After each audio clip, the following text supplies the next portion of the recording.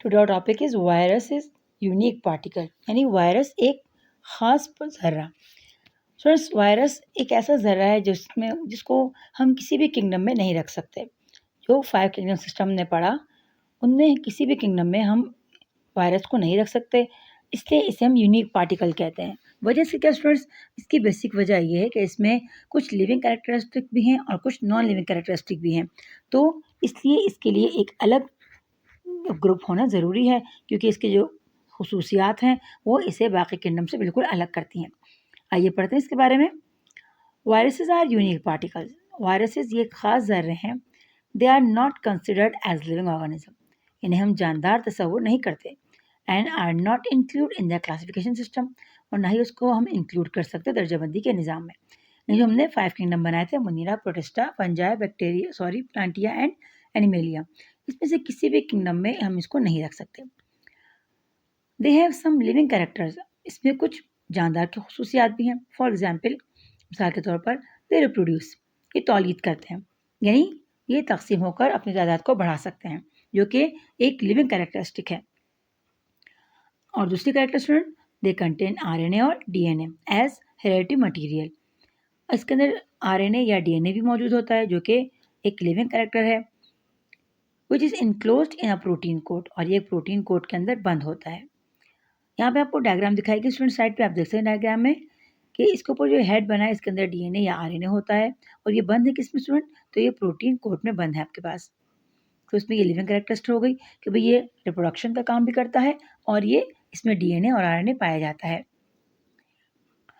अब they also have non living characters, इसमें कुछ बेजान खसूसियात भी होती हैं। फॉर एग्जाम्पल, मिसाल के तौर पर, they are not made of cells, कि भाई ये खुलियों से नहीं बने।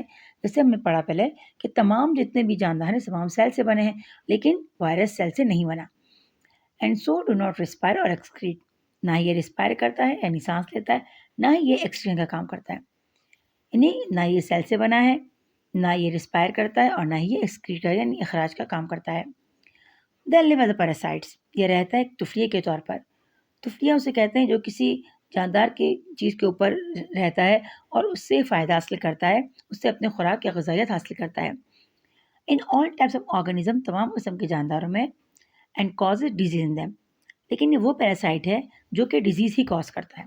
यानी कुछ पैरासाइट्स ऐसे होते हैं जो कि म्यूचुअलिज्म करते हैं, यानी जो अच्छे होते हैं, फ़ायदेमंद भी होते हैं, लेकिन ये ऐसे पैरासाइट है जो कि सिर्फ डिजीज़ ही कॉज करता है, सिर्फ बीमारियाँ ही देता है आपको। They use the metabolism of a cell in which they live, अब ये करता क्या है, ये they use the metabolism of the cell, ये उस सेल के मेटाबॉलिज्म को इस्तेमाल करता है जिसके अंदर ये रह रहा होता है। यानी जो ताकत, अपनी तवानाई उस सेल से हासिल करता है जिसके अंदर ये रहता है। यानी ये बहुत एहसान फरामोश है कि भाई एक तो सेल के अंदर रह भी रहा है, दूसरा उस सेल को उल्टा नुकसान भी पहुंचा रहा है। Outside the living host cell, अगर इसको हम लिविंग होस्ट सेल से बाहर निकाल दें, दे आर इनएक्टिव, तो ये गैर फ़ाल हो जाते हैं, बिल्कुल एक मुर्दा जानदार की तरह बन जाते हैं। वायरसेस कैन बी क्रिस्टलाइज्ड, या कलमी शक्ल अख्तियार कर लेते हैं।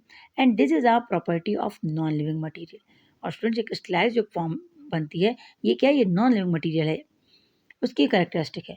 इन क्रिस्टल फॉर्म, क्रिस्टल शक्ल में यानी कलमी शक्ल में, दे कैन बी स्टोर्ड, इसे स्टोर किया जा सकता है for an indefinite period of time, एक लामहदूद वक्त के लिए। यानी वायरस अगर क्रिस्टल शेप में हो तो ये लामहदूद वक्त के लिए, हज़ारों लाखों सालों के लिए ये इनएक्टिव होकर रह सकता है, without any loss of reproductive ability, बगैर अपनी तौलीदी सलाहियत को ज़ाया किए हुए। यानी इसकी जो रिप्रोडक्शन के जो निज़ाम है उसमें कोई भी ख़राबी नहीं आती। जब इसको फेवरेबल कंडीशन मिल जाती है तो ये दोबारा क्या करता है स्टूडेंट, ये दोबारा रिप्रोडक्शन का काम स्टार्ट कर देता है। When the crystallized virus are placed under favourable condition, जब इस कलमी वायरस को हम रखते हैं एक मुनासिब हालत में, दे अगेन स्टार्ट रिप्रोडक्शन, तो ये दोबारा रिप्रोड्यूसिंग का काम शुरू कर देते हैं, यानी तौलीद का काम शुरू कर देते हैं। तो स्टूडेंट्स, हमने पढ़ा वायरस के बारे में, ये खास ज़र्रा है, इसे हम किसी भी किंगडम में नहीं रख सकते। वजह इसकी ये स्टूडेंट्स कि इसमें जो कैरेक्टरिस्टिक है ये अजीब सा पार्टिकल है कि इसमें लिविंग कैरेक्टरिस्टिक भी मौजूद है और ये नॉन लिविंग कैरेक्टरिस्टिक मौजूद है।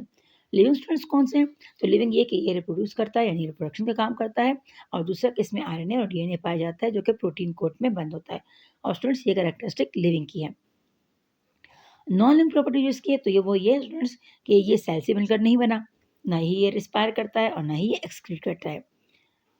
इसका काम क्या स्टूडेंट्स, तो ये डिजीज़ कॉज करता है अपने होस्ट लिविंग के सेल के अंदर, जिसके अंदर ये रहता है, उससे अपनी खुराक हासिल करता है और बदले में उसको डिजीज़ कॉज़ करता है, यानी उसको बीमारी फैलाने का सबब बनता है।